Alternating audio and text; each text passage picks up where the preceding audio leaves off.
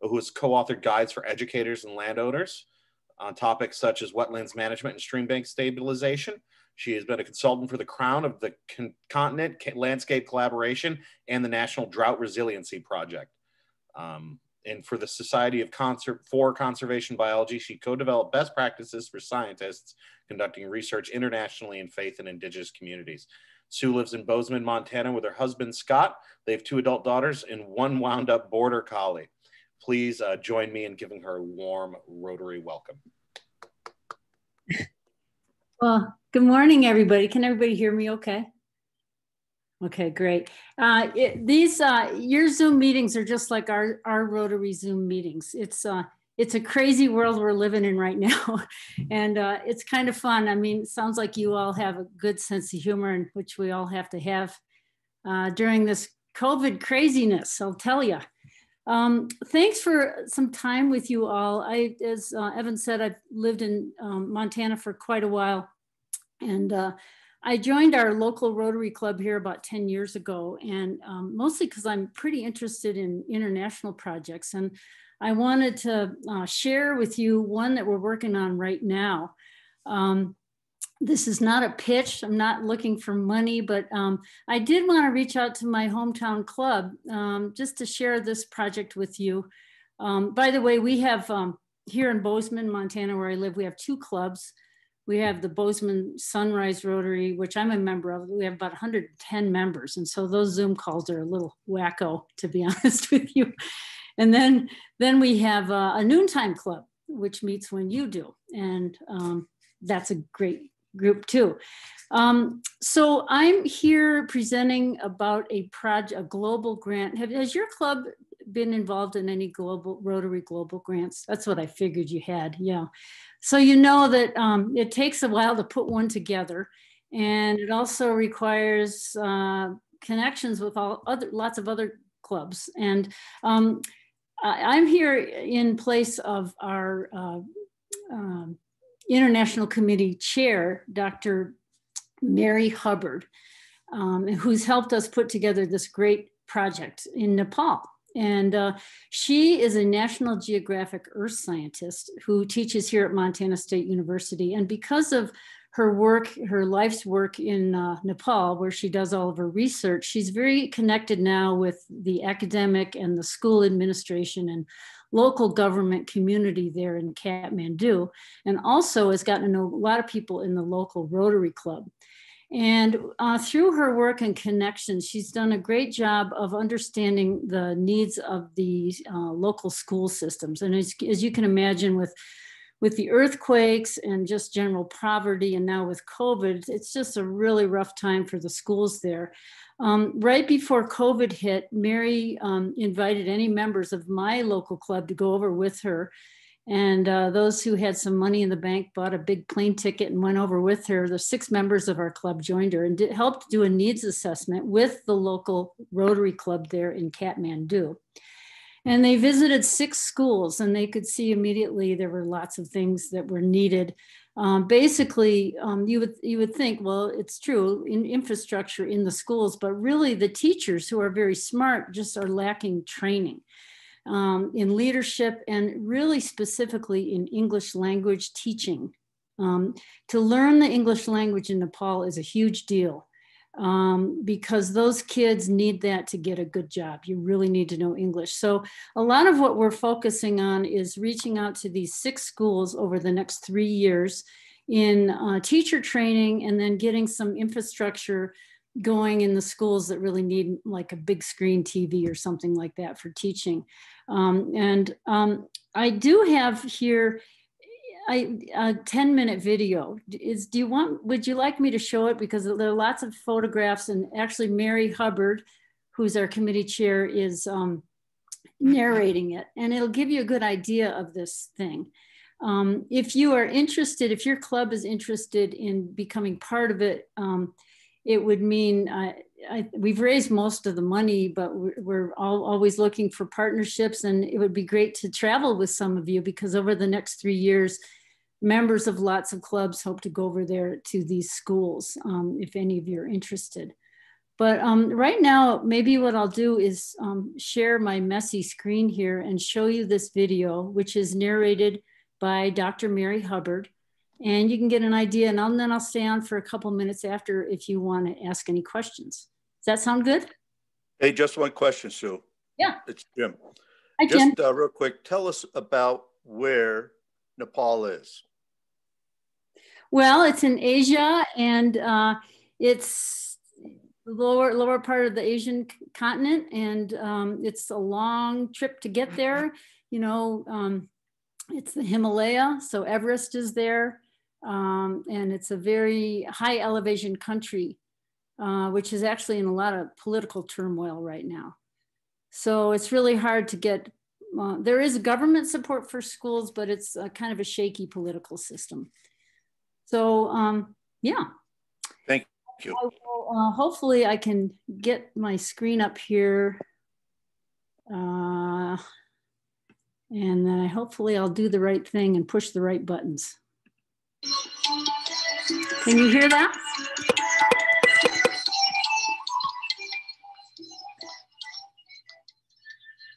Let's see. Namaste and welcome. Thank you for joining me to hear about our proposed global grant project to enhance quality education in Nepal. I'm Mary Hubbard, a member of the Bozeman Sunrise Rotary Club, and I'd like to share some information about our project.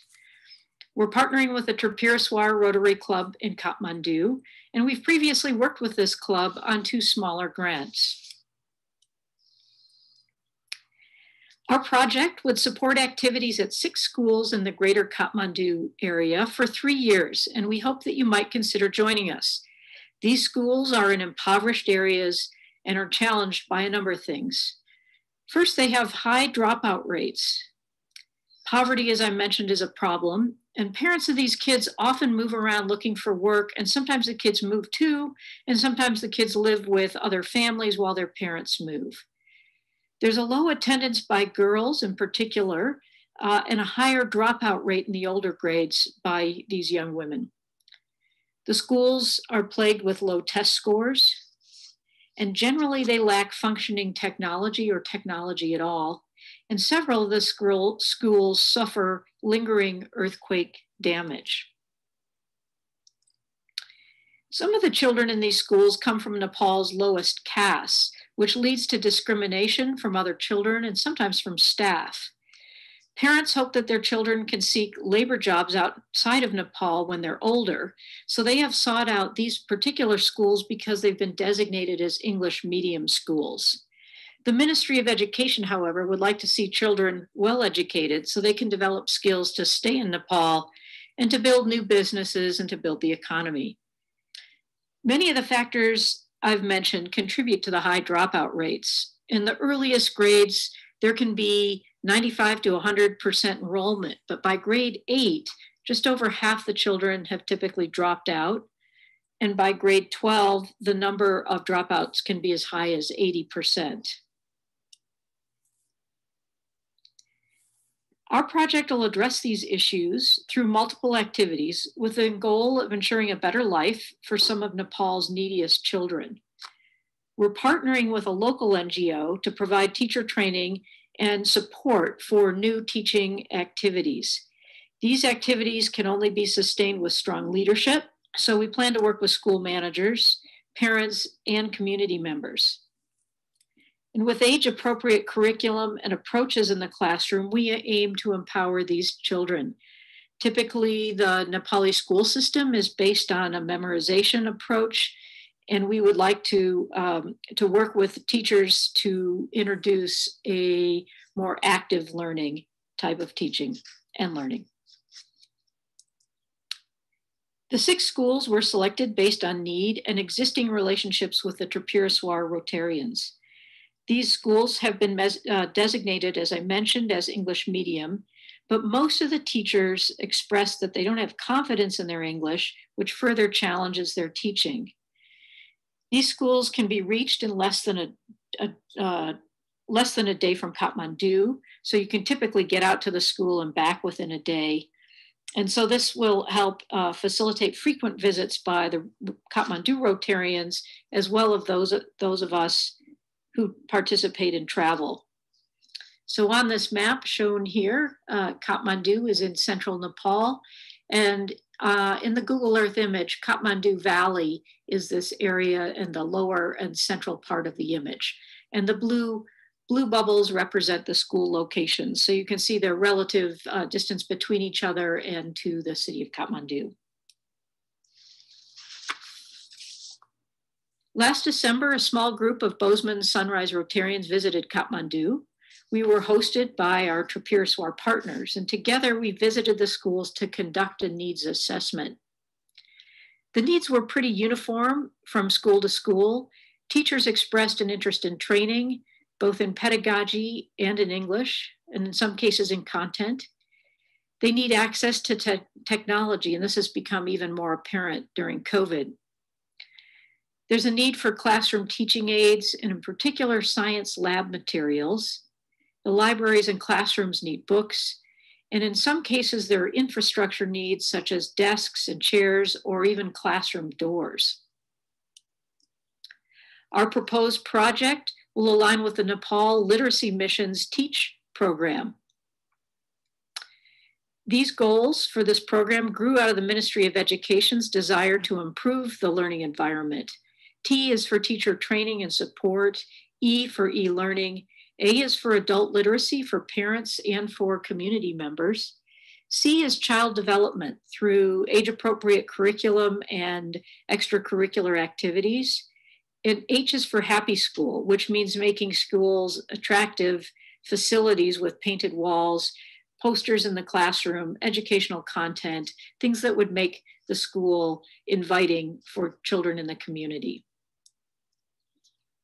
To accomplish our goals, we've partnered with a local NGO, the Nepal Teacher Training Innovations. This is part of a larger program known as PHASE. NTTI was started by an American and it's now run by Nepalis, and this was the plan right from the beginning. This organization has provided teacher training for more than 10 years now, and some of the support, the training and support has been in some of the very most remote villages in Nepal. We'll provide some basic computer infrastructure and an e-learning software package aligned with the national curriculum. We'll initiate an Each One, Teach One program where kids are provided materials to work with a parent or a grandparent on learning to read and write. The NTTI will facilitate new after-school programs for kids to have access to various extracurricular activities. And finally, we'll provide some basic supplies to transform the learning environment for the happy school. We plan to begin the project next spring or early summer. Our initial focus will be on teacher training for grades 1 through 8. In the first year, we'll start the child clubs and we'll make plans for computer installation. We'll also start some of the infrastructure upgrades. In the second year, the NTTI will introduce a peer learning program for some of the teachers. And this is a reciprocal classroom observation approach for kind of mutual classroom observation. This approach will make the training that's done sustainable to outlast this project. Teacher training will also begin in the second year on early childhood education, so for the pre-kindergarten and kindergarten levels. The child clubs will continue and we will install one e-learning platform at each of the schools. During the final year, the peer learning will continue with NTTI's guidance. The child clubs will continue with a management transfer to the schools and community. The Each One, Teach One program will be introduced. So children will be selected who've got the skill set to do some teaching at home with their family. We'll ensure that the e-learning materials are used and that teachers are comfortable with the technology and the software. And then finally, we'll complete the infrastructure upgrades. The budget for 6 schools for this 3 years is just shy of $110,000. We're looking for partner clubs or individuals to help us support this project. If your club's qualified, you may be able to generate district designated funds, the DDF, which will be matched 1-for-1 by the Rotary International World Fund. Because there was a cut this year in the matching of Rotary International funds to individual or club donations, these district funds are particularly helpful. But individuals can certainly also donate and can receive points toward their Paul Harris Award. We're planning to participate on site visits in Nepal once or twice per year, once it's safe to travel.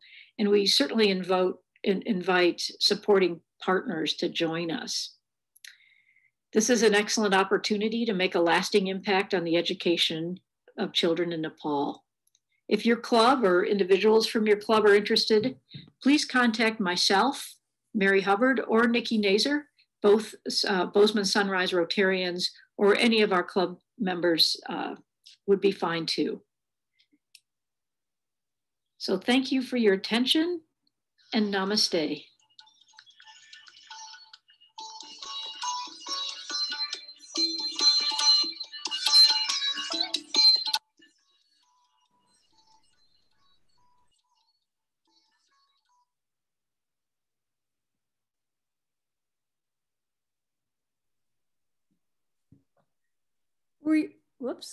Were you all able to see that and hear that all right? Yes. Great. Good. If you have any questions, or I'd also love to learn about what global grant projects you've worked on. But we're couple quick things. We have sort of had that. We're trying to do a lot with not as much money as we should have. And the budget has gone up to about 140. But still, we're trying to focus it really to really initiate the trainings for teachers and then get into the infrastructural piece. There's a lot that she talks about in that video, and that was made late last year. We've kind of tried to narrow it down a little bit so we can really have more bang for the buck and get the job done. We're going to submit this grant in May, and depending on how it goes, of course, it has to go through all of the approvals and reviews. We'll begin to work this year sometime, again, depending on travel and COVID and all those crazy things that we're dealing with. But in general, do you have any questions or you want to? Question, Sue, was submitted. At what age in Nepal do they start teaching English? At what age do the teachers start teaching English? Correct. Yeah, they're pretty young. They're actually teenagers, I believe. And I'm not, Mary would know more, but I'm not really clear on the level of instruction that they have before they teach. I mean, teachers are hard to come by and they don't get paid much. And female teachers have a little rougher time than the male teachers. They are paid less. And this is an effort to just get everybody up to the same level of training. But I honestly, I wish I had a better answer for you, Douglas. I don't know, and Mary would know this, but I think a lot of the teachers are pretty young. And the big effort is to get, I think maybe you saw in that little video, to get the kids to take the English language home to their families and kind of do some drills. One of the things that our club is going to do, as you see, we have a local consulting firm over there that's going to do the trainings, but we want to take people with skills in our club, to especially educators, to go over there and host some kind of family workshops where we just have some food and get families and kids together to just have fun going through some English language fun things. That's kind of what we'll do as a team. Sue, I'd just like to say that our club has done 2 projects of delivering computers to Peru and Colombia. Oh. And the visits to the country are really the most important things, because sometimes it gets very difficult for the people in a country like Nepal to follow through. And the fact that you're going to come and visit really assures that they do their part of the project. And I will say Nepal is an absolutely wonderful country to visit. The culture is intact. The people are very friendly. And I would encourage anybody that loves to travel to go. Have you been there, Jim? Yes. Fortunately, before the last earthquake, because it did substantial damage in Kathmandu and around the area. Well, I really hear what you're saying about, after our team of 5 went to Nepal with Mary in 2019, they came back with such a better understanding and definitely want to go back. I mean, those personal connections are where it's at, really. So I totally agree with what you're saying. I have a question, and this is about the dropout rate for female students. I believe I heard you correctly, Sue, or I don't know if you said it or if it was on the film actually, that young girls at adolescent age tend to drop out more frequently than young boys do, which brings me to my question, which is, what is the toileting status in these schools? Yeah, that girls who are in puberty. That's a big issue, and that is a real problem. Actually, in some cases, that's why some girls leave. Yes. And actually, they marry very young. But that is a whole piece that needs work and training. And I believe Mary. Well, one of the first little projects we did, we had just a little district grant of about $10,000. Where Mary took that money and just used it for latrining, a latrine at one school after the earthquake. And they made male and female latrine, which to that point had not been done. And so, yeah, that's, I wish, again, I could tell you more, but I do know it's an issue and one that we want to pay attention to. We want to empower young women there. Is that being addressed in this global grant? It's not the preliminary piece. We're really talking about teacher training and infrastructure. But I think some of the training and discussions for teachers will be around that. But Joanne, I'm gonna write down your question and get back to you because I don't. Thank you. Can I make a suggestion on the English? Yes. My feeling is that you need to start when the children are young, very young, and work it up generally. Having lived in other countries with young children, my own,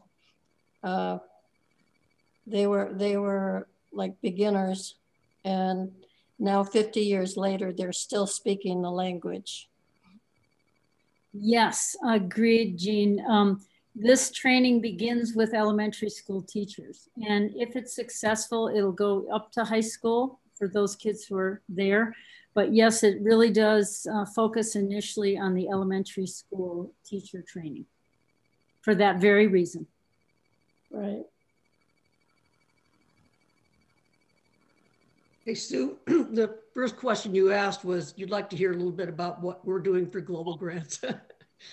And you probably know, we've got the one for your dad and my dad in Haiti. And we did we did one machine. Now we're working on another grant for a fluoroscopy machine, which I'm not exactly sure what it is, but it's like kind of a cartoon or something that you can see.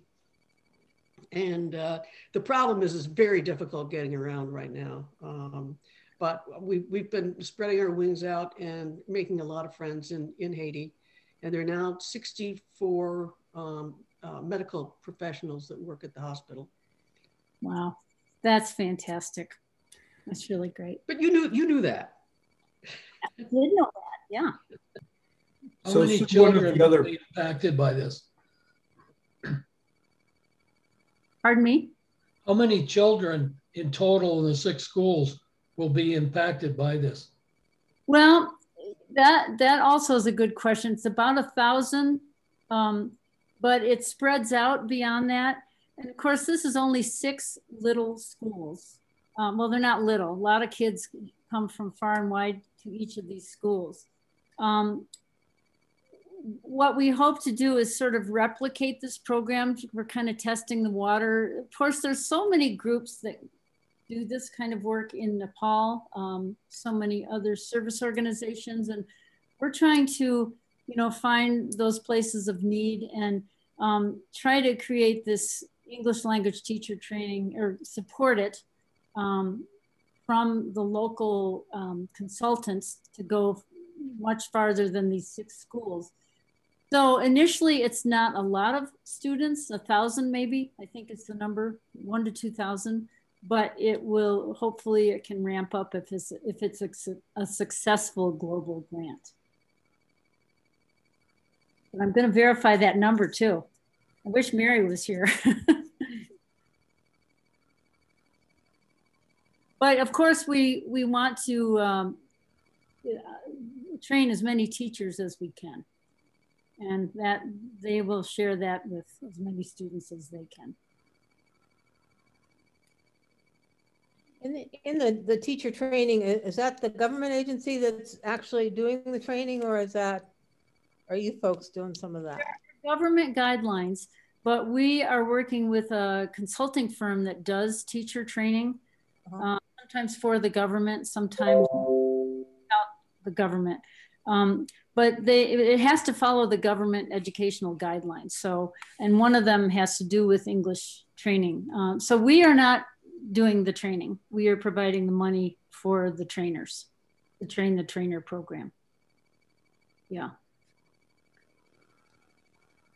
I'm interested to hear more. You know, we've talked about computers. We've looked at, I know when they were in Nepal on that little needs assessment trip, they went into some rooms where the computers had been given by another organization, but nobody knew how to use them. And it was kind of dusty in there. Have you had that issue at all with the maintenance and use of computers once they have been supplied in Peru and Colombia? That's something we'd like to learn a lot more about.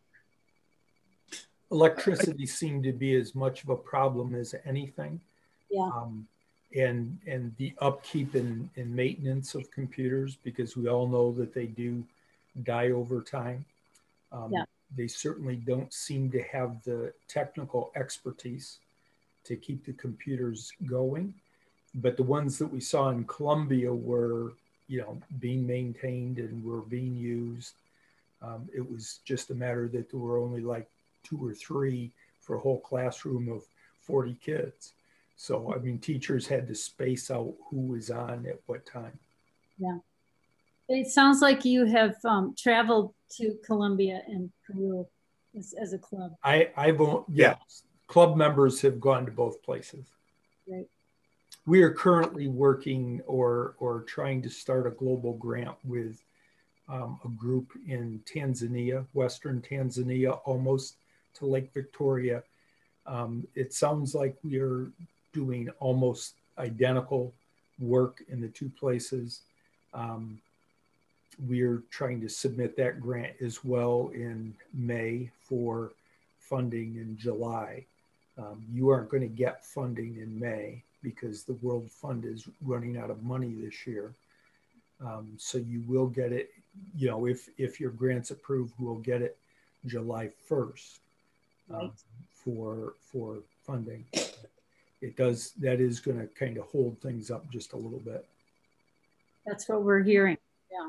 Well, one of the other things I think that has to be considered, and we have had a global grant, which actually focused on opiate addiction in our area.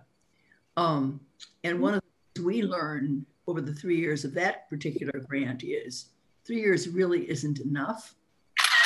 And the sustainability of these projects is really critical to look forward to, because you're not going to fix this in 3 years. And if it's 3 years and out, it isn't really effective in the long run. That was even true for us here. And we were the focus of that particular grant. And we figured that out, fortunately, toward the end. And the district took over one piece of that grant to see if we could extend it out more. So it really, this sustainability is a key issue, because permanent changes are not made in 3 years. That's just not the way it is. So it sounds like a really interesting approach. but it's almost like trying to bail out the ocean with a thimble. Yeah, it does feel that way, doesn't it? I mean, it's we do what little we can, and hopefully we can replicate some of these programs. But you're right, it's a little piece of a huge pie. Were you able to extend? Yes, yes, definitely. Well, partially because we're the catchment area. The focus on the grant was our area, our district. And we had to get funding, all the stuff you have to do for a global grant with an American area being the recipients of the money. And that was a very interesting challenge. It really had nothing to do with that, thank God. But keeping what the changes that we learned were effective going became the next challenge. And as I said, the district leaders provided some money so that we could continue one piece of it.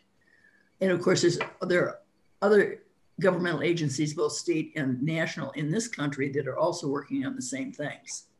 So that's helpful here. But when the recipients are in a country that is so desperately poor as Nepal, I don't know how that'll be in the future, but certainly it's something to bear in mind. I can just tell you that our experience in Peru really made a huge difference in the communities where we gave these computers. One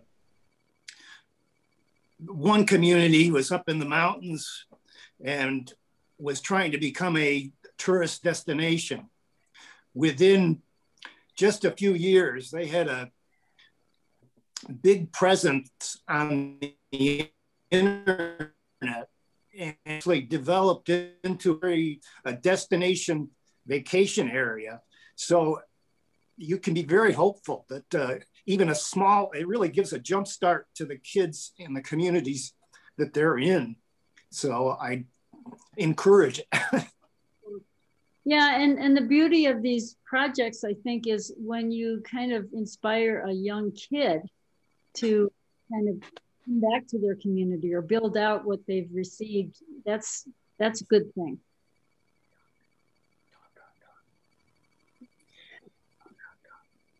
I was wondering about the language or languages of instruction in the schools that are already being taught.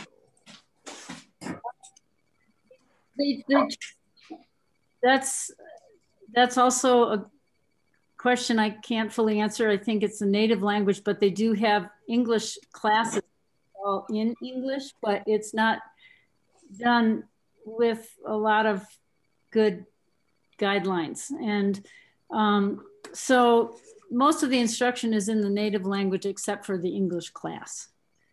And that's what I need to understand more from Mary about how all this works. A couple of years back, I encountered some computers that were made with extra tough cases, and they were hand cranked. They were small and relatively inexpensive. The technology now is even cheaper. I haven't encountered them recently, but I think that's a really interesting idea in some of these places that are electricity.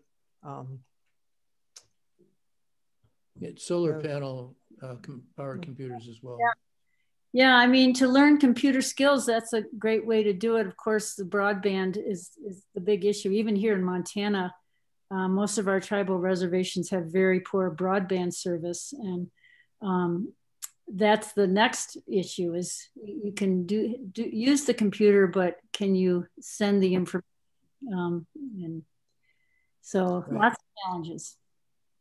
I'm told that some of the ham operator clubs are getting interested in that and communicating with satellites to do that very thing. But yeah, good connection to make.